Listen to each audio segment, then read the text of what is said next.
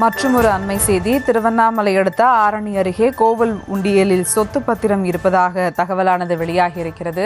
கூடுதல் விவரங்களோடு இணைகிறார் செய்தியாளர் லிங்கப்பன். வணக்கம் லிங்கப்பன், விவரங்கள். வணக்கம் சுபா. திருவண்ணாமலை மாவட்டம் ஆரணி அடுத்து அம்மன் கோவில் படவேடு. இந்த அம்மன் கோவில் படவேடு பகுதியில் ரேணுகம்பாள் என்ற பிரசித்தி பெற்ற ஆலயம் உள்ளது. இந்த ஆலயம் என்பது இந்து சமய அறநிலையத்துறை கட்டுப்பாட்டில் உள்ளன. இந்த ஆலயத்தில் உள்ள உண்டியலில் முன்னாள் ராணுவ வீரர் விஜயன் என்பவர் தனது 4 கோடி ரூபாய் மதிப்பிலான சொத்து பத்திரம் உண்டியலில் காணிக்கையாக செலுத்தியுள்ளதாக கூறப்படுகிறார். இந்த பத்திரம் என்பது உண்டியலில் இருக்கிறதா அல்லது இல்லையா என்ற ஒரு சந்தேக நிலையில் இன்று காலையில் உண்டியல் திறக்கும் பணியானது மாதத்தில் ஒரு முறை நடைபெறுகிறது.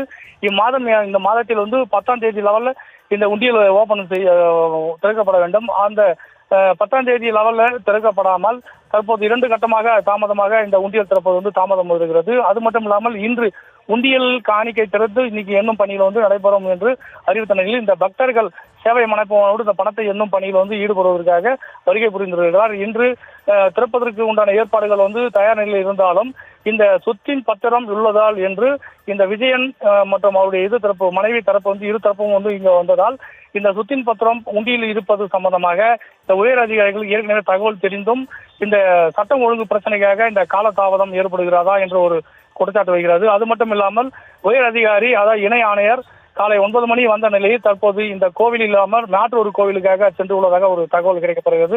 ஆக மொத்தத்தில் இந்த சொத்தின் பத்திரம் இருப்பதால் இந்த பகுதியில் இந்த உண்டியில் பணம் எண்ணும் காணிக்கை தற்போது மந்தமாக உள்ளது, திறக்கப்படவே இல்லை.